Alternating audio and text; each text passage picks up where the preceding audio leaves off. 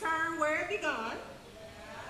And it's all only that we keep on moving Illinois forward with a leader who puts people first.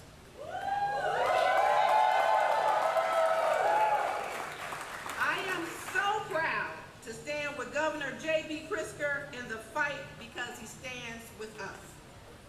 Thank you, and now it's my pleasure to introduce a young man directly impacted by JB's leadership, Brandon McPherson, a wonderful young man.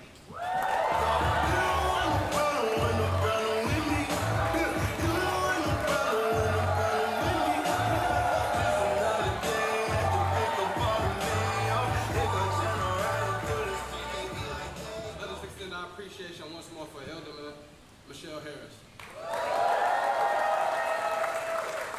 Good morning, friends, families, and neighbors. My name is Brandon McPherson. I'm a proud graduate of 548 Clean Energy. On behalf of 548, I express sincere appreciation for this transformative program and extend our gratitude to JB Pritzker for his dedication and contributions. It's thanks to Governor's Climate and Equitable Jobs Act that this program exists. Growing up on the east side of Chicago, I was exposed to gangs violence and experienced the loss of friends that did not have the benefit of the traditional upbringing. Despite these challenges, I received support with that backing and resolved to defy the odds. My inherited drive to learning and creative endeavors was significantly fostered through the introduction of 548. Facilitated by Chicago Jesuit Academy, this experience marked a pivotal turning point in my development. Through strategic networking, I have cultivated relationships with individuals who have contributed to my knowledge base and solidified my aspiration of becoming a successful young professional in the shop. As a solar technician for Knoblesdorf, I am managing multiple projects across the various regions. I am currently in my second year of electrical apprentice, and I am proud to say I have earned 13 certifications.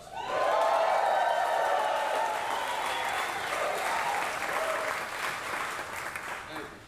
I am deeply appreciative of the opportunity to contribute to this initiative. I would like to express my sincere gratitude to JB Pritzker and his team for their support in funding the 548 program and putting communities like mine at the heart of clean energy. This has provided a transformative experience for myself and other young individuals. I am enthusiastic about sharing the significant impact this development has had on my life and what it means to have a governor who cares about us. With that, please join me in welcoming Illinois Governor JB Pritzker.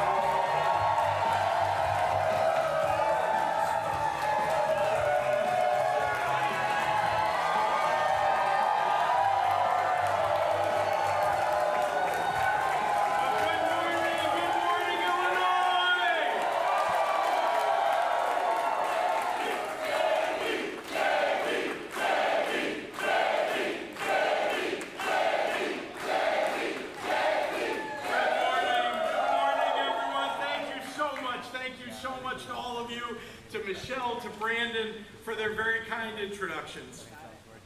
You know, every experienced elected official will tell you that all good speeches begin with gratitude. And I feel that today. I see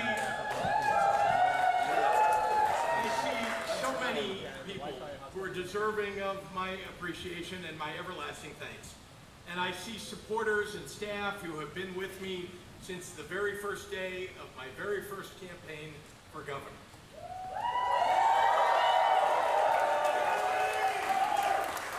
I see friends and allies who have become part of our family along the way.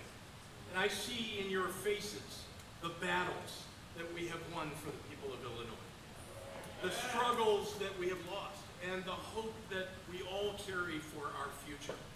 A hope that is at times brave and rash and essential. And I've needed every single one of you on this journey, and I will spend a lifetime being grateful that you have shown up for me and for our state so many times, in so many ways. That's especially true of our irrepressible and irreplaceable First Lady of Illinois.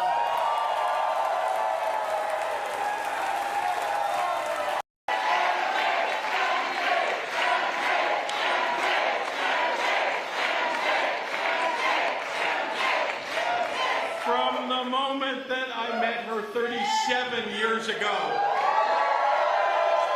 I started falling in love with her. What I have learned during the many years that we've been married is that true love will continually find new roots upon which to anchor and grow. And I thought I knew all the ways that I loved her. I had watched and learned from her a real partnership in marriage, in raising our kids, and in building the lasting foundations of a happy life together. But then we started down this crazy adventure of a road of running for governor and serving our state. And my love for my wife found new anchors. I see her smiling at families watching the parades, or bidding against me for the prize steer at the state fair, or sitting across from me at our kitchen table advocating for incarcerated women, or writing a book about our state's history and the governor's mansion. And I see this beautiful, accomplished woman, the mother of our amazing children, has found in this experience new ways in which to make this world better. And all I can think is, no man has been as lucky as I am to be loved by a woman like her.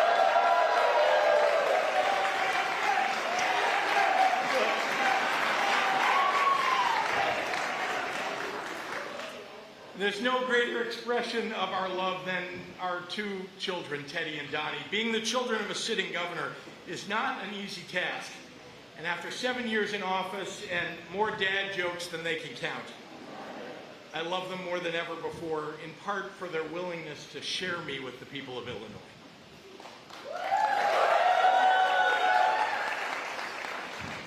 All great journeys begin with a small set of risky steps, and then a leap into something much bigger than yourself, with hope that the weight of your expectations and the magnitude of your obligations together become the fuel that lifts a rocket and not ballast that sinks a boat.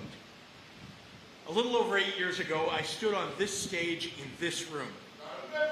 My hair a little less gray, my kids a little younger, my wife seemingly undaunted then as she is now. And I announced my campaign for governor of Illinois.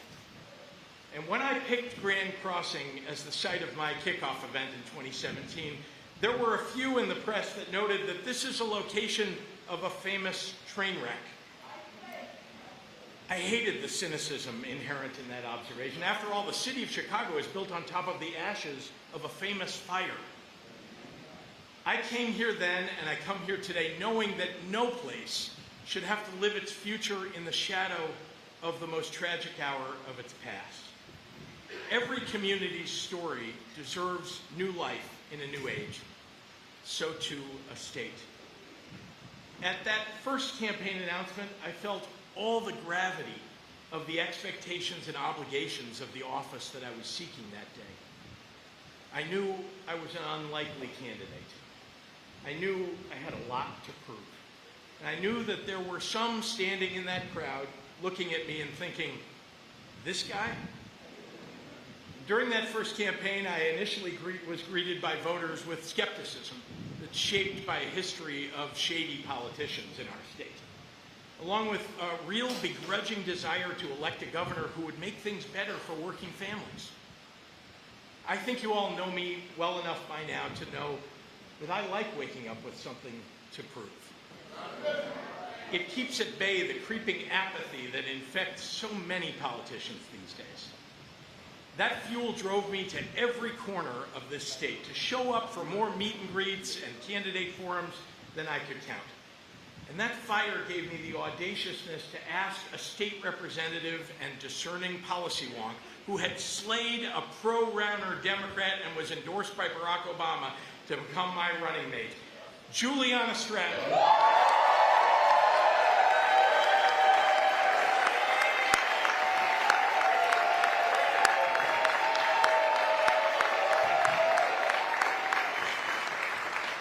Juliana Stratton is a fighter for children and working families and is now the first black lieutenant governor of the state of Illinois.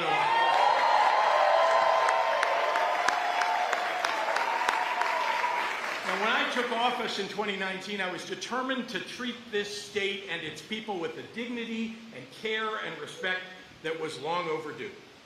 And as governor, I wanted to prove to people that our problems are solvable, our people are applaudable, and our accomplishments were laudable. I wanted to set a standard for my successors that if you desire to hold this office, you must be first in line to sing our state's praises and last to belabor her shortcomings. I want it to be the expectation and not the exception that if you want to be governor of Illinois, then you'd better love her like she deserves.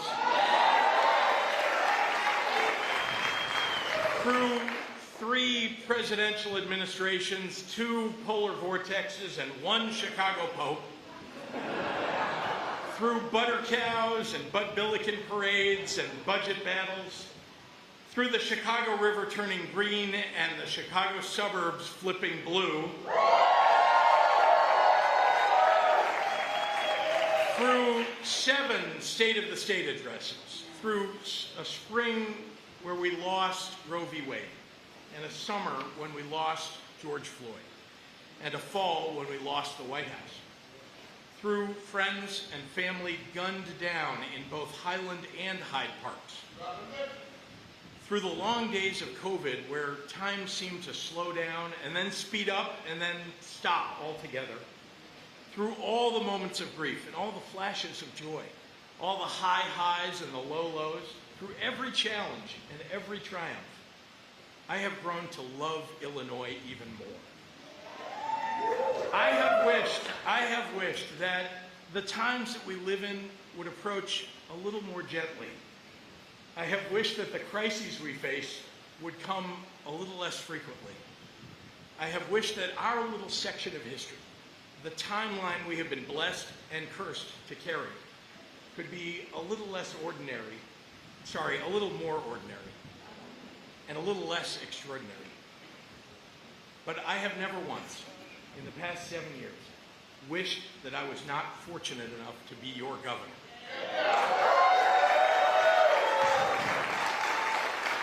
And when the burden of responsibility has felt heavy, well, then I remind myself that tremendous pressure can shape beautiful things.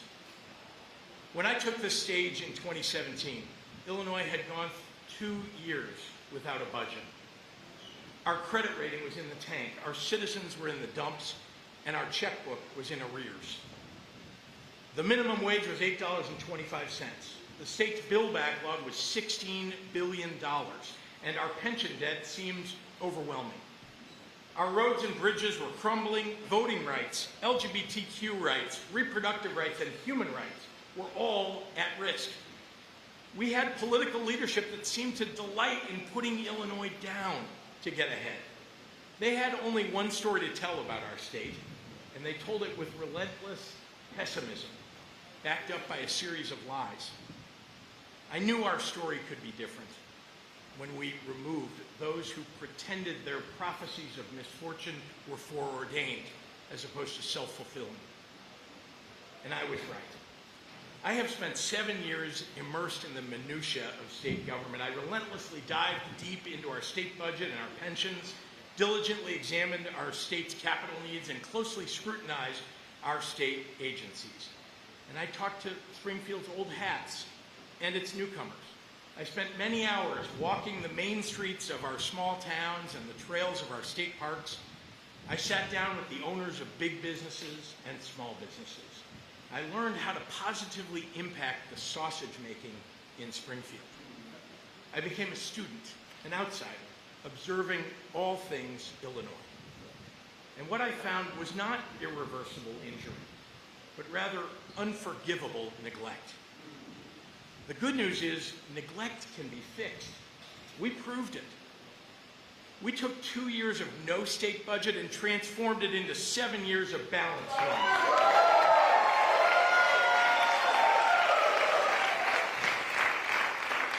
We inherited a multi-billion-dollar bill backlog, and we paid it off. We turned 21 credit downgrades into 9 credit upgrades. We took an $8.25 minimum wage and raised it to $15. We saw our infrastructure crumbling, and we got to work fixing it. We took a state that forgot how to do economic development and built a white-glove business attraction team that delivers jobs. We needed to fight climate change by building more renewable energy, so we went to work to triple it. We knew education needed to be world-class, so we nearly doubled MAP grants. We raised teacher pay, improved community colleges, and invested in early childhood.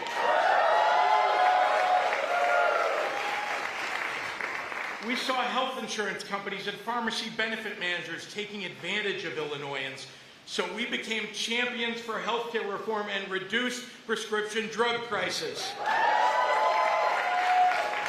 We needed to protect reproductive rights, and LGBTQ rights, and labor rights, and voting rights, so we accomplished all of that. We needed to right old wrongs, so we legalized and decriminalized marijuana. We needed to fight violent crime, so we hired more police and invested in violence prevention. We needed to ban assault weapons. So you know what we did? We banned assault weapons. We needed to rewrite our story. So we did. We became something new, even while we honored what was old. We reminded everyone that wonderful things have grown in the ruins of train crashes and great fires. That significant wreckage can often spawn significant reinvention. Our quantum campus rises where U.S. Steel once fell. Rivian is expanding where Mitsubishi once closed. The Thompson Center is now home to Google. The seeds of success have taken root. When I was first elected, I told you that I was prepared to be a happy warrior on behalf of our state, even if it meant going it alone. I suited up to face the carnival barkers and the misery spelunkers and doom grifters. I handed out optimism like a shot of Malort, as a swift jolt to the heart. But it turns out that Illinoisans of all shapes, races, sizes, backgrounds, sports allegiances, professions, and political persuasions were ready to be happy warriors too. Sometime over the last 7 years, I looked up and realized I was surrounded by an army. There is power in saying out loud, the story of Illinois is not set in stone. We can rewrite it when we choose.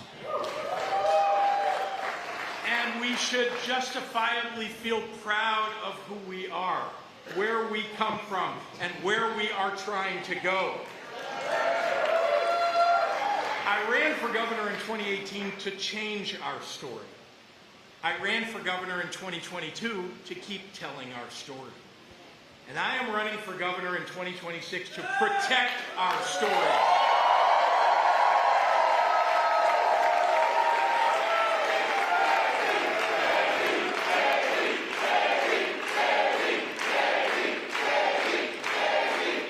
Because our story is now one of fiscal responsibility, of social accountability, of modern adaptability. Our story values love over hate, courage over fear, kindness over cruelty. Our story doesn't have a cult telling us what to believe, or sycophants telling us what to say, or a king telling us what to do. Let me be clear. There's no mission accomplished banner to stand under today. Yes, we have addressed so many of our old problems, but new ones always arise. History is an endless relay race. Our job is not to look for the finish line, but to protect the baton as we run our assigned leg. But we have work to do. I have work to do. We laid a fresh foundation down over an old crumbling house, and now we must build a new and stronger structure because earthquakes are coming. Our nation sits on the precipice of an economy that will be reshaped over the next few years by the innovations of artificial intelligence.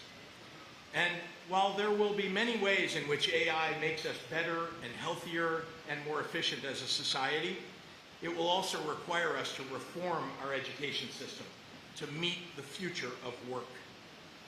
In that context, we must create an American economy whose sole purpose is not to make a small amount of very rich people richer, but rather one that provides good, stable, middle-class jobs that pay enough to afford to buy a house, raise a family, and live a fulfilling life. We must reckon with the fact that everything is too damned expensive. From groceries to concert tickets to mortgages to cars to healthcare, we have created a world where one job isn't enough to raise kids, one salary not enough to own a home, and one lifetime of work not enough to earn retirement.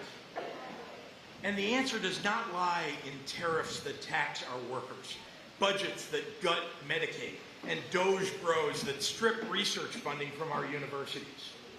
Instead, the answer starts with growing Illinois' economy, with relentlessly pursuing the industries and jobs of the future. We must continue the work started by my administration to attract and grow businesses here. That takes continual investment in world-class airports and railroads, in our bridges, in our riverports, peerless institutions of higher learning, protected fresh water, abundant clean energy, well-designed urban landscapes, and nutrient-rich rural farmland. But nothing at all is more important to grow our economy than the quality of our people. And we must protect that because we have a workforce that is second to none.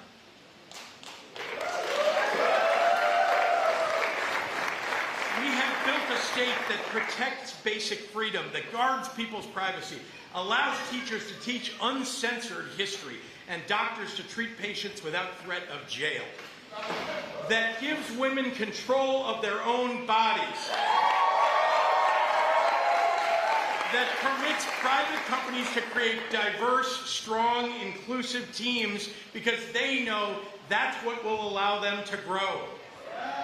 The workers of today and tomorrow choose Illinois because we built an iron wall around their freedoms, and because we told the fascist freak show fanatics to run their experiments on ending democracy somewhere else.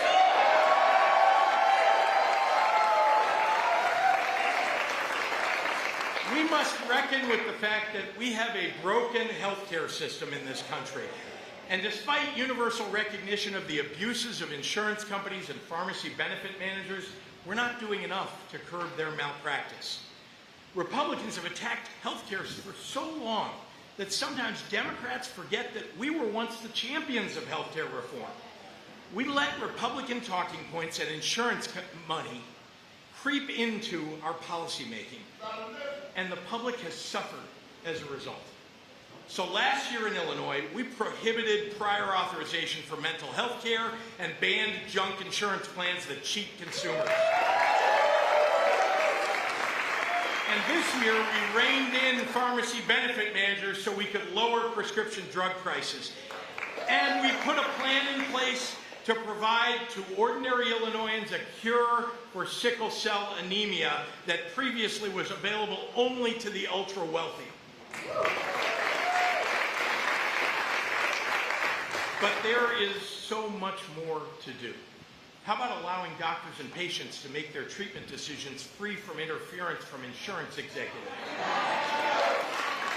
Or making mental health care as accessible as physical health care?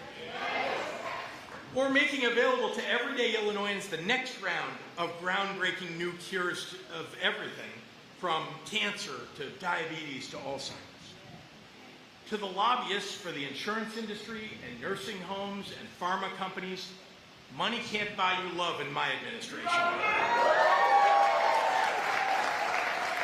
come to the table with ways to fairly and more affordably serve your customers' needs, or be forced to do so. And I will not get tired of this fight. I will be relentless because our families can't take it anymore. Illinois, we have made big progress over the last 7 years, but we have big challenges ahead. And while it is certainly tempting to lay all of it at the feet of the megalomaniac narcissist in the White House and his malignant clown car in Congress, the hard truth is that we all share some of the blame. For too long, politicians have chosen what is safe over what is bold. It's time to take our cues from the young people, showing up and shouting out that you can't abandon the fight before you even get started.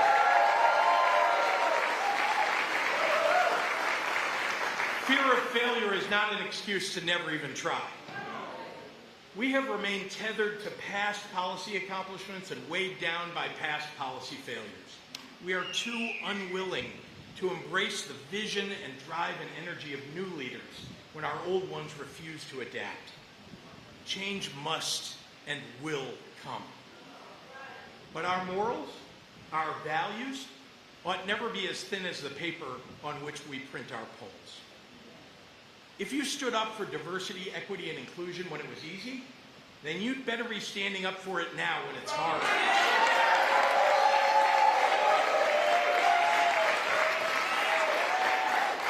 If you protected the rights of the LGBTQ community and immigrants and black and brown people 2 years ago, well then you'd better not abandon them today. Because let me tell you something. Of all the unbecoming qualities that Americans hate in their politicians, they hate cowardice the most. I'd rather lose standing up for what I believe in than win by selling out those who believed in me.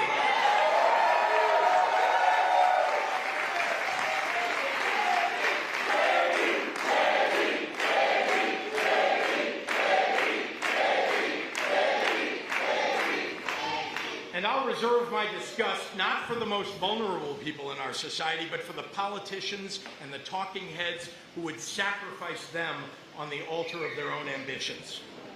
Frankly, this country was better off when we evaluated politicians based on the quality of their governing rather than the quality of their tweets. And I would remind those who embrace a political brand that eschews kindness that no government in history that centered itself in cruelty has been remembered kindly. Who I am and what I stand for is not a bit. I don't really care what the DC dinner circuit thinks about my unabashed defense of democracy and courage and kindness. My convictions were forged right here with you, and they stand in service to Illinoisans. This state and its people helped shape this country. And the last time we faced an existential threat to our nation, it was a son of Illinois who kept us together. What an honor.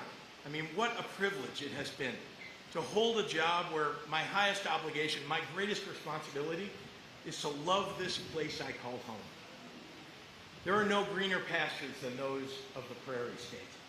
There are no greater people than those of the land of Lincoln. No greater fight than the one to protect the working families here. I've often ended my speeches with one impassioned question. You've heard it before. One plea to the soul of our state. And as I embark on a campaign to keep Illinois moving forward, I ask you that question once again. Are you ready for the fight?